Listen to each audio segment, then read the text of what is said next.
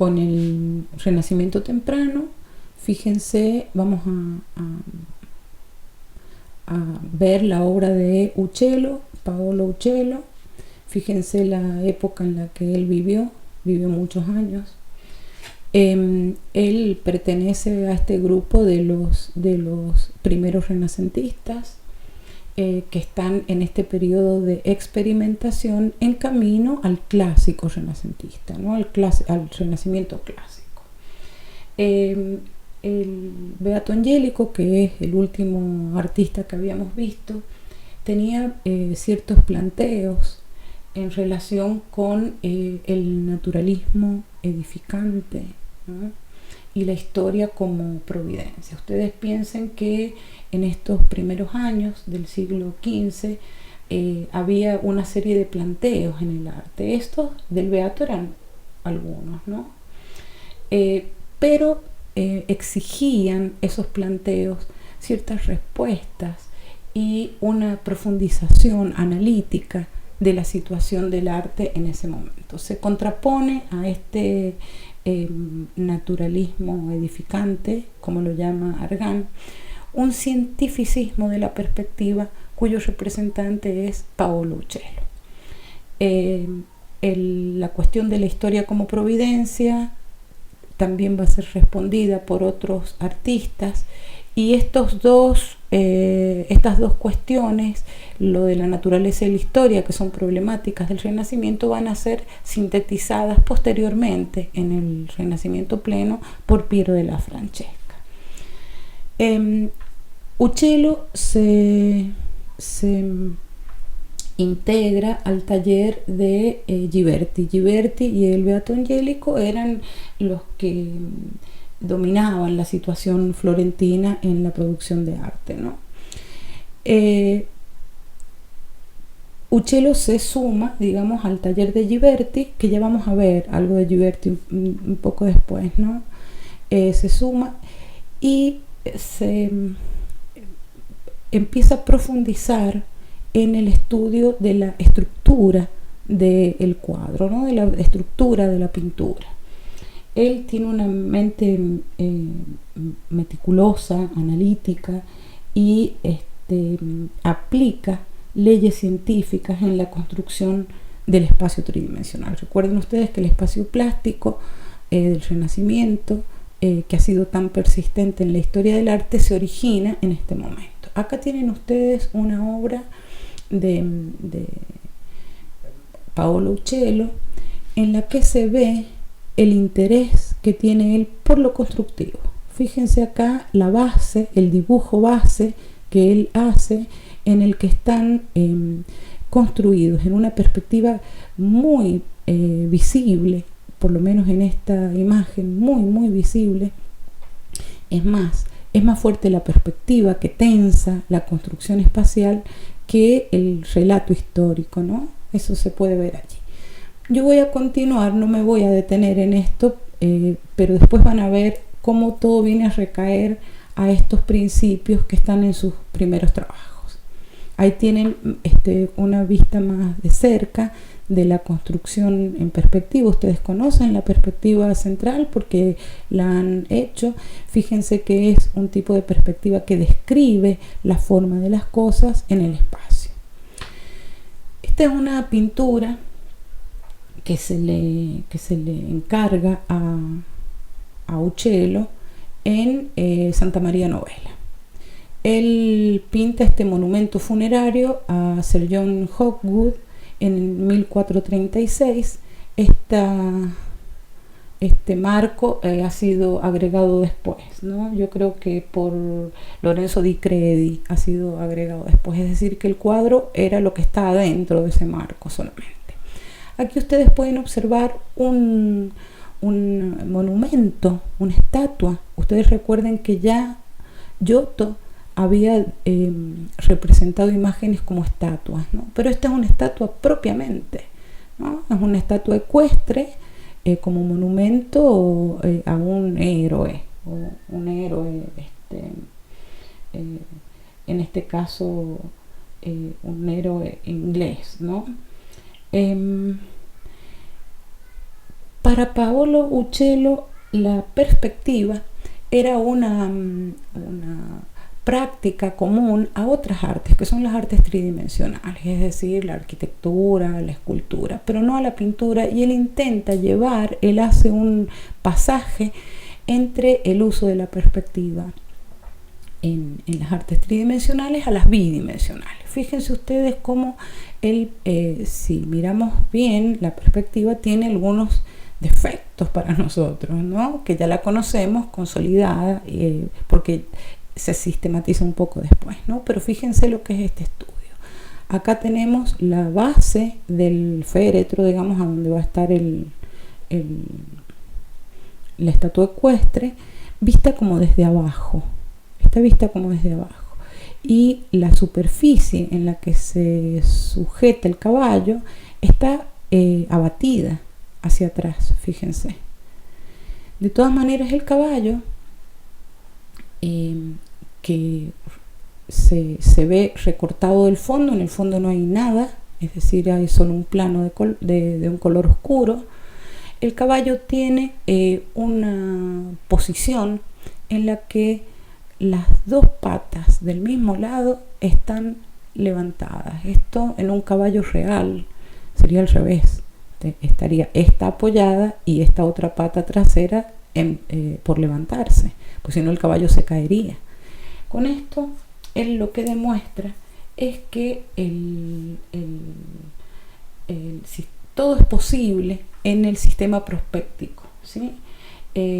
La perspectiva está hecha para situar las cosas reales en un espacio y no necesariamente para dar la sensación de lo real, es decir, construye una realidad diferente a la realidad de nuestra propia experiencia en la Tierra, a partir del uso de esta ardides, de esta técnica. Fíjense que es ilusionista el cuadro, inclusive tiene bastante profundidad, ¿no? Acá es donde se desarrolla o donde proviene el estudio profundo y meticuloso de la representación del plano en las tres dimensiones. Hay una aplicación de leyes científicas en esta construcción, y estos estudios de perspectiva van a influir posteriormente en Piero della Francesca, en Leonardo, en Durero y en el resto de los artistas que ustedes van a ver en el Renacimiento, ¿no? Él parte para este tipo de obras de la perspectiva descriptiva de Ghiberti, a diferencia de lo que va a ser el modo perspéctico de construir de Masaccio, ¿no? Fíjense que hay movimiento en esta obra, hay movimiento de la cola del caballo, de sus patas y de todo eso. Sin embargo, es una especie de monumento detenido, y sí, debe serlo porque se trata de un monumento funerario conmemorativo. Acá tienen ustedes estudios de perspectivas que hace Uccello de distintos objetos, estudios lineales de perspectiva descriptiva que va ¿cómo les diré?, a desconstruir los objetos en su realidad naturalista para ir al corazón de su estructura. Acá tienen otro trabajo de él, hay varios dibujos de él en donde se ve esta profundización y esta concentración en el estudio de la perspectiva y de la representación tridimensional en el plano. Entre sus obras más famosas tenemos las Batallas de San Romano, que son pinturas que están hechas en madera, con temple. Y fíjense lo que sucede acá. Hay una gran batalla en la que se ve una cuestión un poco caótica, ¿no? De estas luchas cuerpo a cuerpo, de las lanzas en distintas direcciones, de luchas desesperadas, gente muerta, caballos, fíjense ahí acostados, gente tirada, amontonamientos de gente. Pero acá hay un trabajo de perspectiva en el que se interconectan los planos, ¿no? Ustedes fíjense que hay un primer plano que está atiborrado de figuras, que es el plano más cercano, y que si ustedes se fijan, tiran sus ejes hacia un punto central que está en el primer plano representado por el caballo, pero fíjense cómo estas figuras decrecen en su nitidez y en su tamaño hacia el fondo. Después hay otro fondo acá, ¿no? Que es un paisaje en el que se ve la lejanía y los animales corriendo, no sé qué, que tiene un sesgo naturalista porque hay una lectura de las cosas de la naturaleza, pero eso está en segundo plano. Lo mismo que los caballos. Fíjense el estudio que ha hecho de la forma de los caballos y su situación en un espacio de perspectiva. El espacio de la perspectiva que va a ir tirando sus líneas desde el fondo, fíjense, esto se ve un tanto abatido, ¿no? Porque es como si estuviesen vistas estas cosas desde distintos puntos, lo mismo que pasaba en este trabajo, ¿no? Esto está visto desde abajo, esto está visto de frente, ¿no? Acá sucede más o menos lo mismo, esto está visto desde frente y esto está visto desde arriba. Es decir, que son puntos de vista distintos. De todas maneras, él articula estos puntos de vista en una composición que, a pesar de tanto movimiento, es una especie de movimiento congelado. Era aceptable, digamos, que el movimiento fuese congelado en la representación de una estatua, como lo que vimos recién. Pero esto sería una representación de una batalla que está sucediendo, y no tiene el naturalismo que hemos visto, por ejemplo, en el Beato Angélico ni en Masaccio. No tiene ese naturalismo porque esto está en segundo plano para él. Para él lo importante es la construcción racional de las formas siguiendo las leyes perspectivas, en detrimento, les diré, o deja en segundo lugar la representación naturalista. Fíjense el tratamiento del color. El color, si bien él hace gradientes, pero el color más bien segrega un plano del otro. Para él el color es una proyección intelectual, porque es una cualidad del plano prospéctico o del espacio, pero no de las cosas. Ahí tienen un detalle para que vean lo que está a lo lejos y lo que está en primer plano, los escorzos, que son los que van a dar la sensación de tridimensionalidad, ¿no? Abren el espacio hacia el fondo. Miren acá esto, qué interesante, esta serie de lanzas que acusan semejante movimiento y estas que están en el piso que marcan de alguna manera las líneas de la perspectiva lineal, ¿no?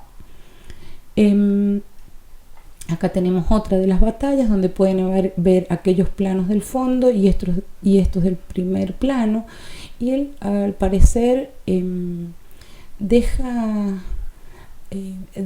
no se interesa mucho por la representación naturalista. Eso está como en un segundo plano, y en el primer plano está propiamente la estructura perspectiva del cuadro. Fíjense nuevamente acá cómo todas estas lanzas quebradas van a marcar las direcciones principales, y a pesar de que están todos los detalles, desde las cosas de oro, las armaduras con sus diferentes luces, fíjense cómo son las luces, ¿no? Totalmente planas, pero muy observadas. Es como un trabajo cubista, les diré. Es como si fuese han visto que los cubistas tienen esa visión rigurosa de la imagen, ¿no? Para él las imágenes deben ser más verdaderas que verosímiles. Estas son cuestiones diferentes en relación a la verdad. Para él, si la imagen no es históricamente verosímil, o si es poco natural, no le importa, porque él hace foco en otro punto, que es el espacio prospéctico, ¿no? Fíjense que las monturas, cada una en su propia dirección, con infinitos detalles, ¿no? Inclusive el mazzoquino, que son estos gorros grandotes de los caballeros, todo eso está hecho con detalle. Inclusive lo que está detrás, ¿no? Lo que está allá en la lejanía está hecho con detalles, con todos los movimientos.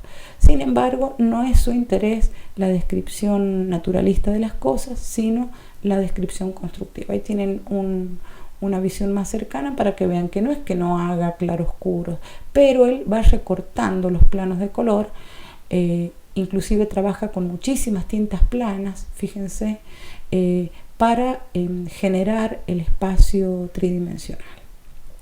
Ahí tienen un escorzo de un caballero que ha caído en el medio de la batalla, acompañada la dirección con estos elementos que funcionan como ejes de la estructura más que como cosas. Tienen otro detalle para que vean el uso del color y los planos que recorta de luces y sombras, más que hacer un tratamiento con gradientes, que dé la sensación de tridimensionalidad. Pero esto sí tiene tridimensionalidad, y esa tridimensionalidad está dada por el dibujo, un dibujo certero instalado en un espacio prospéctico que respeta las leyes de la perspectiva.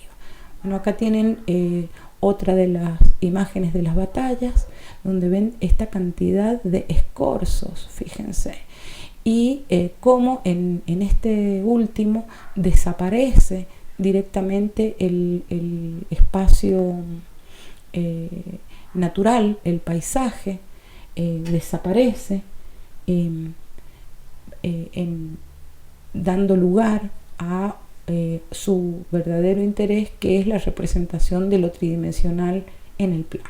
Fíjense el escorzo de este caballo, la vida que tiene, ¿no? La vida que tiene, pero es por el dibujo más que por el tratamiento del claroscuro o su relación con un paisaje, por ejemplo. Y nuevamente, si miran el piso, van a ver ustedes cómo están organizadas las cosas que están allí tiradas y los ejes de cada uno de los animales en función de la insinuación de la tridimensionalidad. Entre otras cosas, él tiene pinturas de este tipo, como San Jorge y el Dragón. También todas estas son de temples sobre madera, ¿no?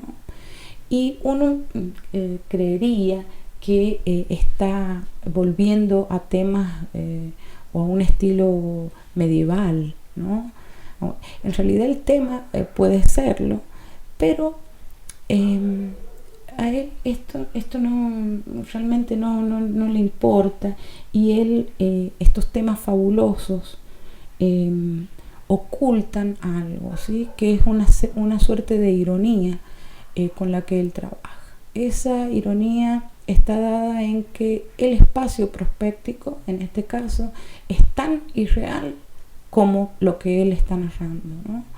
Es irreal y es una especie de ardid, es una especie de ¿cómo les diré?, de simulación de la tridimensionalidad en el plano. Por lo tanto, es muy coherente, son muy coherentes estas dos, entre comillas les diré, irrealidades. Lo mismo que acá. Nuevamente pueden ver en un sentido, uno podría decir que esto es gotizante o medievalista, pero en realidad no lo es. En realidad no lo es porque su estructura está pensada para mostrar el artificio que es la estructura prospéctica, ¿no? El artificio que va a ir siguiendo, fíjense, todos los ejes van a ir armando de alguna manera la estructura prospéctica, la estructura de la perspectiva que está sistematizándose en este momento histórico. Tenemos, entre otras cosas, una predela que ustedes recuerdan que la predela es este conjunto de cuadros que va debajo de un cuadro mayor. El cuadro mayor es de otro artista que se llama El milagro de la hostia profanada y que trata de una serie de cuadros diferentes. En este caso están separados por un objeto que ya lo vamos a ver más de cerca, en el que se relata una leyenda bíblica, ¿no? Que una mujer le vende a un judío, como ya no tiene cómo pagarle el diezmo, le vende una hostia que está consagrada, y bueno, después al hombre lo matan y a la mujer también. Pero fíjense los objetos que él sitúa, estas columnillas que él sitúa entre cuadro y cuadro, que tienen fíjense, acá se ven mejor, que tienen el dibujo de aquellas perspectivas que él viene estudiando hace tanto tiempo, ¿no?